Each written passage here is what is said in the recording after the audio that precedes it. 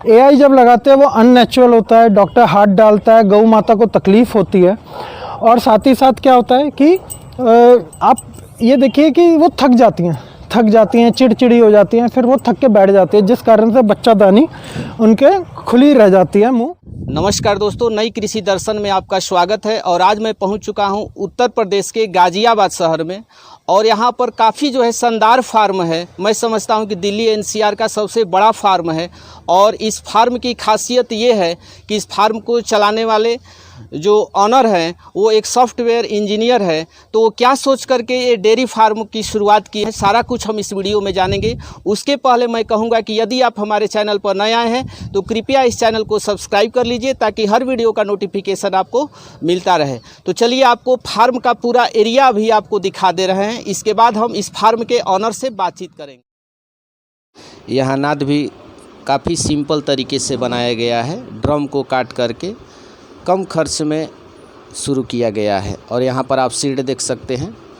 Seed का height अच्छा है, चारों तरफ से खुला है ताकि ह्यूमस न बने।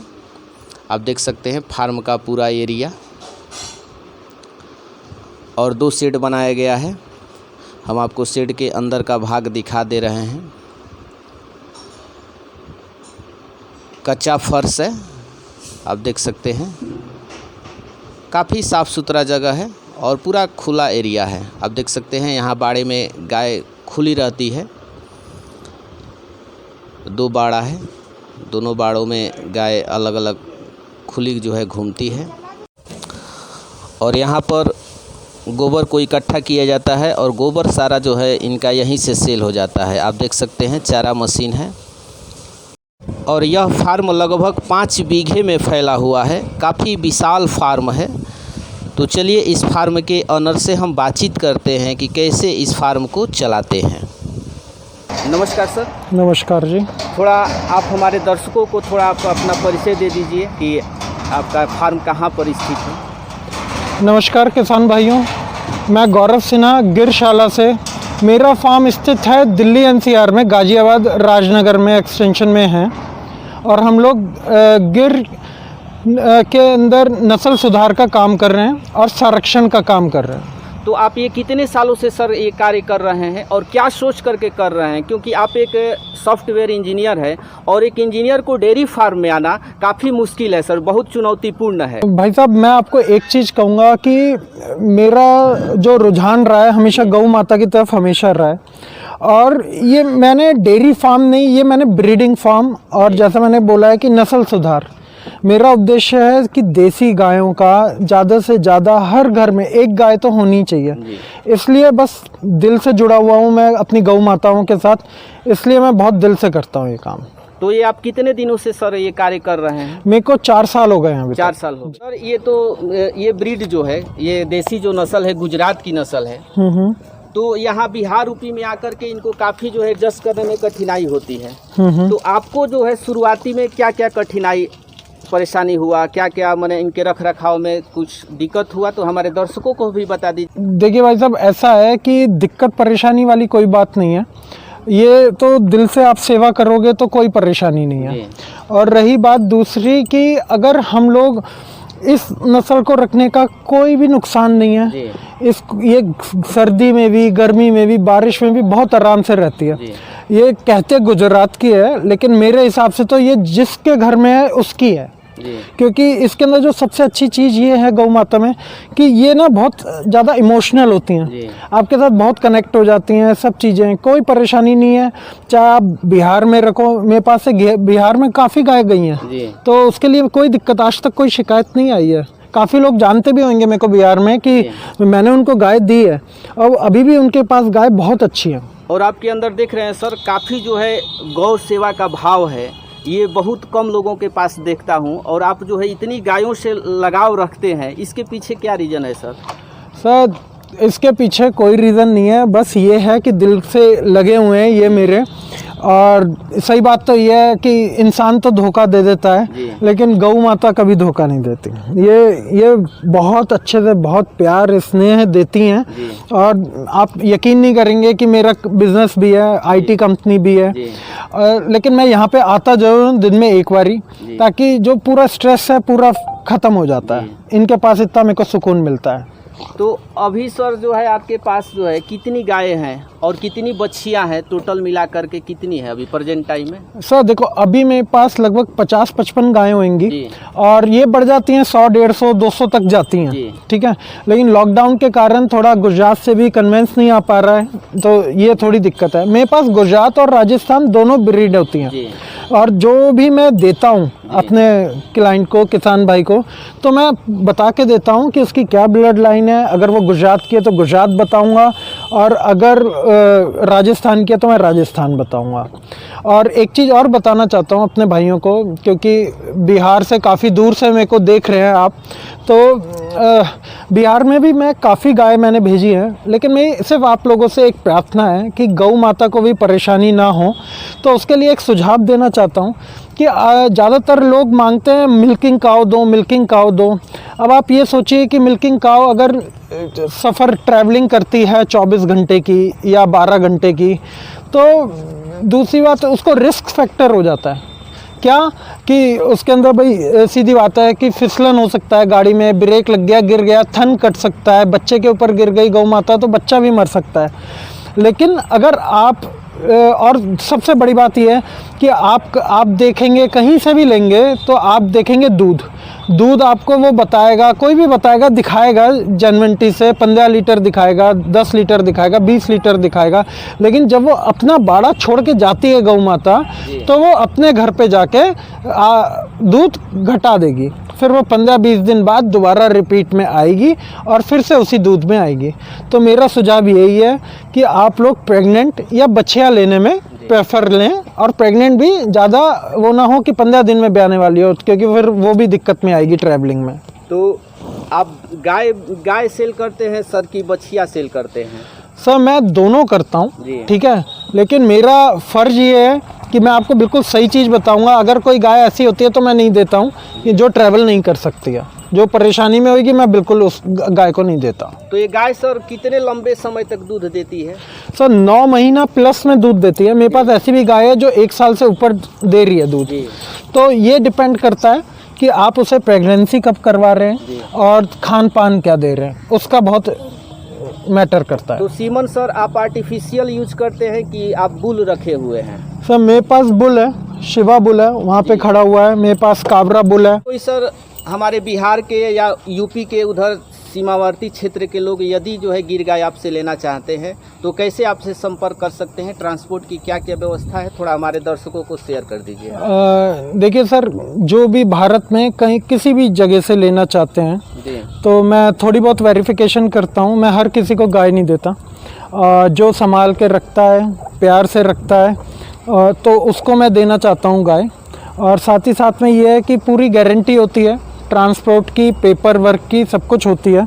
और कई भाई लोग कहते हैं कि कीमत ज़्यादा है या कीमत बहुत कम है, तो वो करेक्टरिस्टिक्स पे डिपेंड करता है गाय की कि करेक्टर्स कैसे हैं। ठीक है, अगर मैं कम पैसों की गाय दे रहा हूँ तो इसका मतलब ये नहीं है कि आपके पास ख़राब चीज़ आ रही है। ठीक है, और दूसरी बात ये कि आप लोगों को ये भी समझना होगा कि गौ माता ट्रैवलिंग में जो चीज़ें हैं, आपको जो ट्रैवलिंग होती है, मेन चीज़ ये है कि वो बड़ी रिस्की होती है। जैसे कि गौ रक्षक भी बीच में परेशान करते हैं या जो भी है, उन सब की हम जिम्मेदारी लेते हैं। हम आप तक पूरी जो हम गाय दिखाएंगे, बुल दिखाएंगे, वो आप तक डिलीवर्ड करेंगे, इस बात की पूरी गारंटी है। पूरे पेपर वर्क होएगा, पूरा ट्रैवल में खूब अच्छे से ही गाय जा सके। तो अगेंस्ट हूँ, कई भाई लोग जानते नहीं हैं, लेकिन वो AI करवा के अपनी गौ माता को बिल्कुल ख़राब करते हैं। क्योंकि देखिए, उसका सबको नहीं पता, लेकिन मैं बता देता हूँ।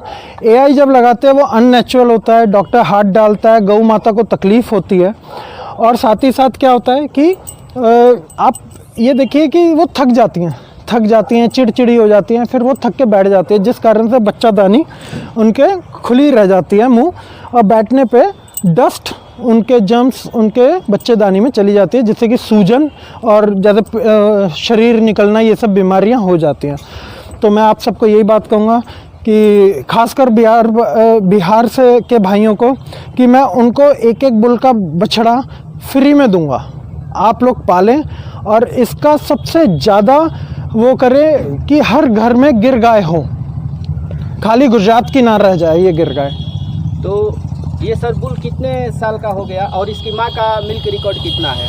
ये मेरा शिवा बुल जी। है और इसकी खासियत क्या है कि ये हम लाए थे बुधवट लाइन का है। जी। यहाँ ये हम भावनगर से लाए थे और उस समय पे ये छोटा था, अब ये 4.5 साल का हो गया है। इसके काफ़ी बच्चे भी आए हुए हैं। और इस बुल की एक और खासियत मैं बता दूं कि हमारे गुरुजी हैं तो वो कहते हैं कि इसकी खुर की मिट्टी जो गोबर का भस्म बना के हम देते हैं, निःशुल्क देते हैं, वो माथे पे रोज लगाने से बिल्कुल पूरे हर मनोकामना पूरी होती है और मैं ऑल ओवर इंडिया में निःशुल्क देता हूँ। तो आपको भी चाहिए हो तो आप मुझसे संपर्क कर सकते हैं। सर आप ये जो गाय रखे हैं इसका आप मिल्क सेल करते हैं या इसके मिल्क का प्रोडक्ट या डेयरी प्रोडक्ट बना करके सेल करते हैं? नहीं, हम लोग इसका मिल्क नहीं सेल करते, हम लोग सिर्फ घी बनाते हैं जी। और घी सेल करते हैं। तो घी कैसे सेल हो जाता है सर? सर सब कुछ रिपीटेड क्लाइंट है क्योंकि शुद्धता जी। हमारा पहला रहता है पॉइंट इम्पोर्टेंस। हम शुद्धता को देते हैं, 1% की मिलावट नहीं होती है। तो जो आप लेके जाओगे तो आप दोबारा हमसे मंगवाओगे, तो ऐसे ही बिकता है हमारा। तो ऑनलाइन सेल होता है कि सर कैसे सेल? ऑनलाइन हाँ, तो ऑनलाइन गिर गाय का घी लेना चाहता है तो आपसे कैसे ले सकता है? ऑनलाइन मेरे नंबर पे कांटेक्ट करे, अपना एड्रेस दे, मैं कोरियर कर दूंगा। हो जाएगा, बहुत आराम से हो जाएगा। तो सर हम देख रहे हैं काफ़ी सिंपल तरीके से आप बनाए हैं, ये नाद आप बनाए हुए हैं, तो आपने पक्का का नाद न बना करके ये क्यों बनाया है? सर इसके पीछे एक रीज़न है जी। कि इसको ना मैं कभी जब मौसम अच्छा होता है जी। तो मैं यहाँ पे रख लेता हूँ, कभी मौसम वैसा होता है बारिश वाला तो अंदर शेड में कर देता हूँ। तो ये भी बोर हो जाते हैं ना एक जगह पे खाते खाते। मेरा मानना ये है तो अलग अलग जगह मैं शिफ्ट करता रहता हूँ तो ज़्यादा अच्छा रहता है, इनके लिए भी होता है, हमारे लिए भी अच्छा होता है, सुविधाजनक होता है। खाने के लिए सर आप क्या क्या इनको देते हैं और क्या क्या दिया जाए कि ये गाय जो है अच्छा मिल्क प्रोडक्शन कर सके? सर इसके लिए देखिए मैं आपको बताऊं, कई लोग बहुत महीनों की ट्रेनिंग दे रहे हैं, लेते हैं, सालों साल भर होता है, लेकिन मैं आपको एक जेन्युइन सी एक बात बताता हूं। हमारी गौ माता को हरा चारा बहुत पसंद होता है, हरा चारा दो।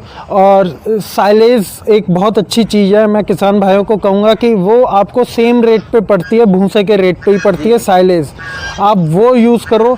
आपका 30% का कॉन्सेंट्रेटेड फूड कम हो जाता है, दूध अच्छा होगा, नस्ल अच्छी होगी, शाइनिंग अच्छी आएगी, तो वो आप यूज़ कीजिए। और बाकी दलिया हो गया, गेहूं का, मक्के का दलिया हो गया, फिर खल हो गई, ये सब यूज़ कीजिए, बहुत अच्छा रहेगा। मिनरल मिक्सचर भी देते हैं सर? बिल्कुल देते हैं। कितना देते हैं एक गाय को? लगभग एक गाय को हम 50 ग्राम देते हैं पर डे देते हैं। और डिवार्मिंग इन लोगों का कैसे कराते हैं? हर 3 महीने में कैप्सूल डिवार्मिंग के होते हैं, लेकिन कौन सा कैप्सूल देते हैं सर? नाम मेरे को याद नहीं है, लेकिन हाँ कैप्सूल है, हर कंपनी का अलग अलग आता है, इसलिए नाम याद नहीं है, मैं पहले बता दूं, क्योंकि हमेशा डिवार्मिंग का कैप्सूल आपको बदल बदल के देना चाहिए। हर 3 महीने में डिवार्मिंग होनी चाहिए, हर महीने आपको नीम के पत्ते खिलाने चाहिए ताकि डिवार्मिंग बहुत अच्छी रहे, नेचुरल तरीके से भी होती रहे। डिवॉर्मिंग कराने के बाद सर इन लोगों को जो है लीवर टॉनिक भी दिया जाता है। हाँ बिल्कुल। तो आप लीवर टॉनिक इन गायों को देते हैं? लीवर टॉनिक देते हैं 100 ग्राम, जब मैक्सिमम तो हम उन गायों को ज़्यादा देते हैं जो गाय ब्याती हैं, फिर उनको हम लोग 15 दिन लीवर टॉनिक देते हैं, 100 ml हमेशा देते हैं इनको, हाँ सवेरे शाम। बहुत सारे युवा जो है देसी गाय पालना चाहते हैं, लेकिन इन लोगों का मिल्क प्रोडक्शन इतना कम होता है कि लोग जो है नाम नहीं लेना चाहते हैं। सर मेरा जो एक्सपीरियंस कहता है, जो भी डेयरी खाली दूध पे डिपेंड है जी।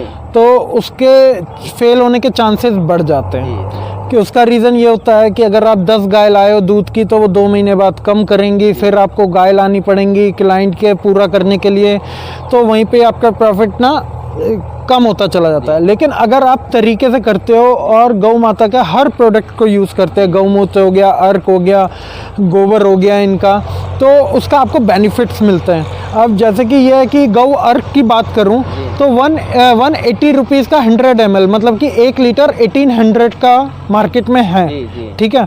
और दूसरी बात ये है कि मिल्किंग से अच्छा ये है कि आप और भी प्रोडक्ट में ध्यान दें ताकि आप ज़्यादा से ज़्यादा, और सबसे अच्छी चीज़ है कि अगर आप कोई भी भाई डेयरी में जाना चाहते हैं तो वो एक साइकिल तैयार करे गाय की, जैसे कि 4 गाय मिल्किंग की ले आएँ, 4 गाय उसकी प्रेग्नेंट ले आएँ, ताकि जब मिल्किंग कम हो तो फिर वो प्रेग्नेंट वाली ब्याह जाए और आपका दूध की पूर्ति होता रहे।